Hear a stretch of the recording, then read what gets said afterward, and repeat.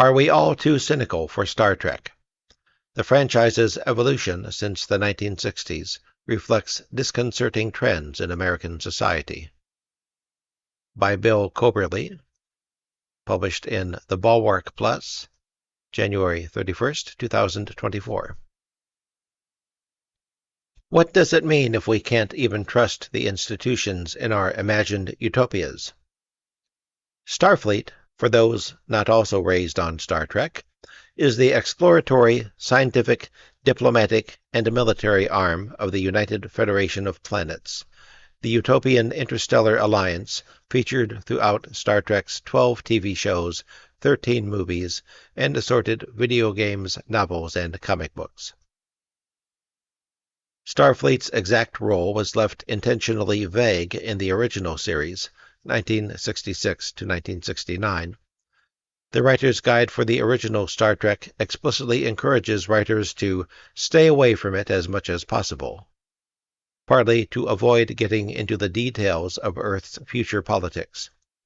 But by the time of Star Trek's heyday in the mid-1990s, Starfleet was established as an elite institution composed of brilliant and dedicated people, human and otherwise, who served in an organization resembling NASA, the Coast Guard, the Navy, and the Department of State all bundled together, with all of the opportunities for incoherence and mission creep that jumble implies. But whatever else Starfleet is, it is good. Consider one of the most famous speeches in Star Trek The Next Generation, 1987 to 1994, when Captain Jean-Luc Picard berates Cadet Wesley Crusher for lying to a Starfleet inquiry by reminding him, quote, "The first duty of every Starfleet officer is to the truth, whether it's scientific truth or historical truth or personal truth. It is the guiding principle on which Starfleet is based, and if you can't find it within yourself to stand up and tell the truth about what happened, you don't deserve to wear that uniform." End quote. In short, to wear a Starfleet uniform is to commit oneself to the highest standards of morality, professionalism, and duty. To be a Starfleet officer, one must be willing not only to die in defense of the Federation in war, but also to die in defense of its principles in peace. This is not to say that the 90s shows never delved into the complexity and nuance of this ethos. Indeed, playing at the edges of their internal morality was how they derived much of their interest. A number of Starfleet admirals throughout TNG are shown to be venal or corrupt. One of the greatest episodes of Deep Space Nine, 1992 to 1999, in The Pale Moonlight, is entirely about how, in times of crisis, moral compromise may be necessary, even for Starfleet. But such cases are treated as exceptional, unusual circumstances far beyond the norm. As a rule, Starfleet is good, and the best way to be a good servant of the true and just in the world of Star Trek is by being a good Starfleet officer.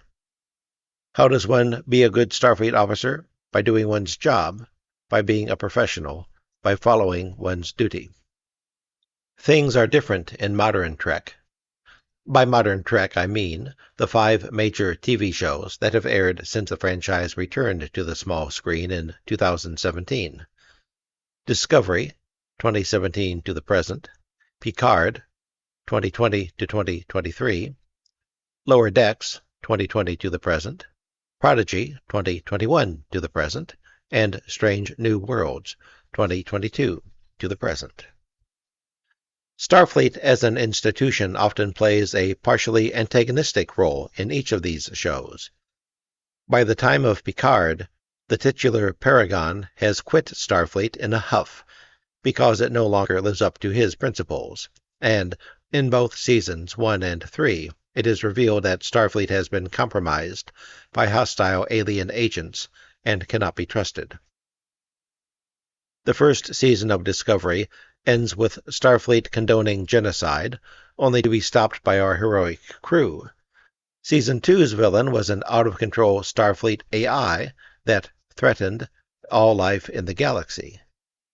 And seasons 3 and 4 keep the crew in near constant conflict with Starfleet and or Federation brass.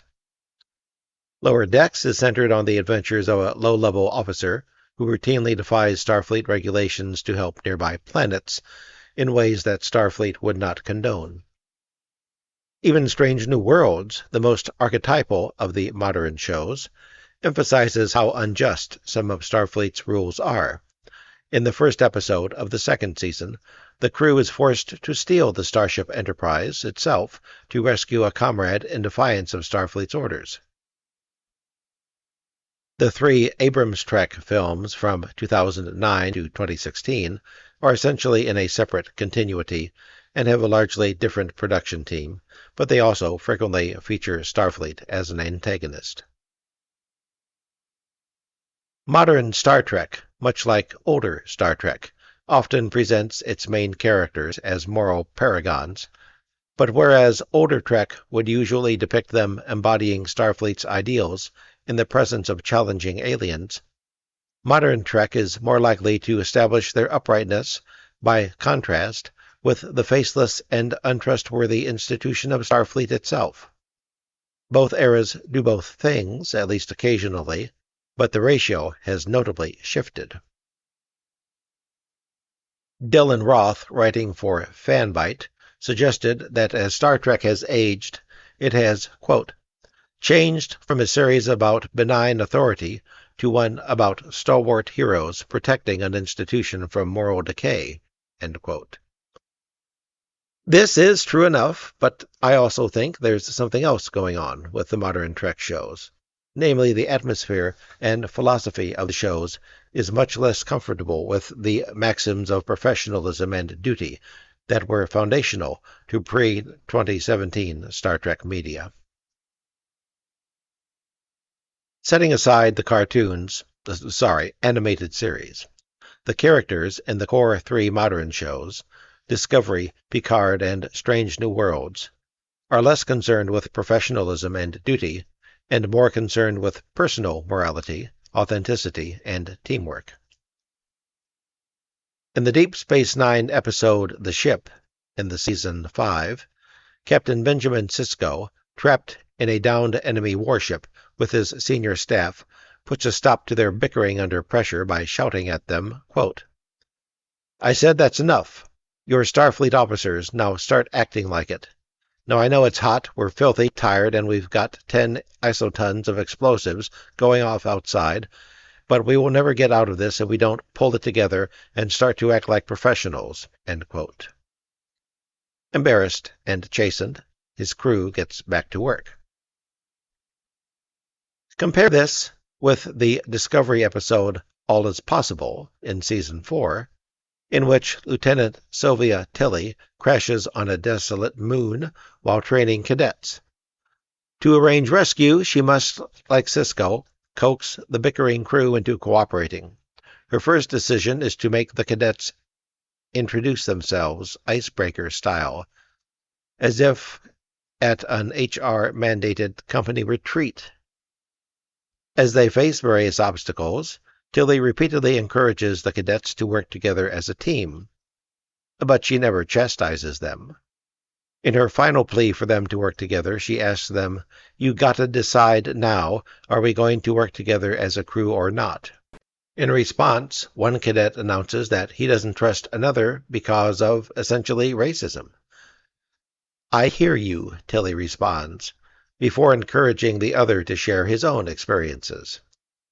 This leads to a kumbaya moment, bringing the cadets together, and they are finally able to work together and get rescued. The only time Tilly ever reminds the cadets that they are in Starfleet is to encourage them to say I instead of yes. Note the difference here. Old-school Sisko reminds his crew of the expectations he has for them, and unsubtly critiques their behavior as unbecoming of Starfleet officers. He acknowledges their difficulties, I know it's hot, but leaves no doubt that he expects them to perform their duties as professionals anyway. New School Tilly motivates her command by making it clear that she sees and hears their concerns, and encourages them to work together by seeing their value in their unique life experiences. There are, of course, in-text reasons for the different approaches here. Cisco is talking to experienced officers, whereas Tilly is talking to cadets. Also, Captain Benjamin Lafayette Cisco is a fundamentally different sort of person from Lieutenant Tilly and has a higher rank. But this difference in leadership style is everywhere between the two eras. The Strange New World version of Captain Christopher Pike has been repeatedly praised for being more collaborative than commanding. I struggle to remember a time he has ever raised his voice, whereas Captain Cisco shouts at everyone, as only the great Avery Brooks can shout. Picard's version of its title character trades all his 20th century grouching gravitas for a more grandfatherly role. His inspirational speeches now seek to buoy his friends' confidence rather than inspire subordinates to high achievement. Compare how Lieutenant Commander Data in the Next Generation episode Gambit Part 2 and Lieutenant Commander Paul Stamets in the Discovery episode But to Connect handle subordinates who are not meeting their expectations. Data is confronted with a junior officer who is being insubordinate and undermining Data's authority. Stamets is dealing with a sentient shipboard AI that is willfully concealing mission-critical information to prevent the crew from risking their lives. Data, professionally but sternly, takes Lieutenant Worf to task. Quote, "Lieutenant, I am dissatisfied with your performance as first officer," end quote. Informs him that he will transfer him to a different position if his performance does not improve, and only after the issue is resolved does he clarify how important their friendship is to him. Stamets, conversely, engages in what amounts to a lengthy therapy session before finally realizing that he and the AI need to arrive at a mutual understanding and come to trust each other, which will require work from both parties. Why the change? Part of it probably has to do with the other material that Star Trek writers are drawing from. The 60s and 70s era Trek writers either served in the military themselves or were drawing from science fiction written by people who had.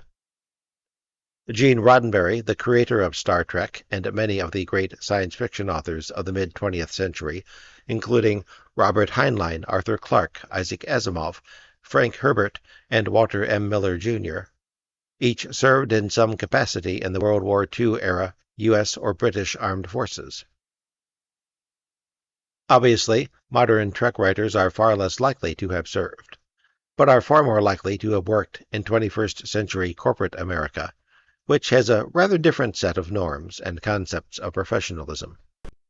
But more fundamentally, popular science fiction today, as written by authors like N.K.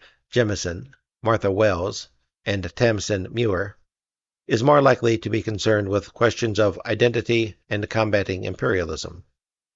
It is also more likely to be written from marginalized perspectives, which have valid reasons to distrust institutions and authority. For many of these writers, concepts like professionalism have questionable implications. See, for instance, the many ways that black women wearing their hair in a natural style have been labeled unprofessional.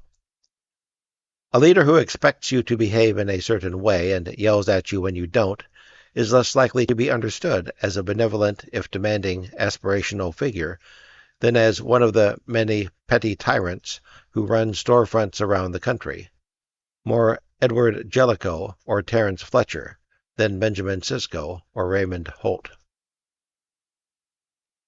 Besides, nobody likes any of America's institutions anymore. And for all that Star Trek is ostensibly international, it is a fundamentally American franchise. Gallup's polling about Americans' faith in U.S. institutions shows it is hovering at or near record-breaking lows, spawning a great deal of hand-wringing from people across the political spectrum. These apparently untrustworthy institutions range from purely political ones, the presidency, the Supreme Court, etc., to the church or organized religion, whatever that means, banks, and newspapers. Although some of these institutions are doing better than others, Gallup shows a 65% approval rating for small businesses, whereas everybody hates Congress, are all down from historical averages. What are professionalism and duty, if not the suppression of individual quirks in service of some larger goal or institution? Duty overrides individual desires or assessments of right and wrong. If I say that it is my duty to do something, then I am saying that I have no choice in the matter, that the obligations I have accepted and commitments I have made override my personal desires entirely. I have abdicated my agency in service of some other power, and I must trust this other power more than even my own judgment. This is not to suggest that older Star Trek believed that blindly following orders was correct. The first duty of every Starfleet officer is to the truth, after all. Since at least the Doomsday Machine, originally broadcast in 1967, Star Trek has understood that the command structure is made up of fallible humans who must occasionally be disobeyed in the service of the greater good. But older Star Trek, nevertheless, believed in duty because it believed that Starfleet was a fundamentally good institution, even if it may be failed by individual bad or misguided actors. It elevated Starfleet's regulations and codes of conduct almost to the status of Holy Writ. Sure, 90s-era captains frequently bent those regulations when necessary, but always in service of Starfleet's higher goals. To violate the Prime Directive, Starfleet's first standing order not to interfere with the natural development of any society, was the closest thing to blasphemy a Starfleet officer could imagine. And when they did, it was usually to serve a higher purpose, as when Captain Picard revealed himself to a less developed civilization for the sole purpose of convincing them he wasn't a god. But it is difficult to be seriously inspired by the notion of duties if one has a deep distrust of the institutions that assigns such duties. If Starfleet is just another deeply flawed institution, prone to giving out as many self-serving and unethical orders as any other human construct, it is much harder to take the notion of duty seriously. Of course, the characters written by 21st century authors, who are animated by the same deep distrust of American institutions as the rest of us, are less likely to justify themselves with the language of duty than they are by reference to personal morality and authenticity. And, of course, they're going to be skeptical of rank and hierarchy because they don't believe these things are necessarily signs of actual merit or accomplishment any more than the rest of us do. It is thus no surprise that, as Star Trek tries to change and stay relevant to a 21st century audience, its preoccupations change too. And whatever one's politics, there are plenty of things to criticize about specific choices associated with Starfleet throughout Star Trek's 57-year run. Yet I worry. If Star Trek is supposed to start from the assumption that Starfleet and the Federation are quasi-utopian, I worry about what it says about our collective imaginations if we can't even let the institutions of that fictional utopia be utopian. If we can't trust Starfleet, who can we trust? Thank you for live long and prosper.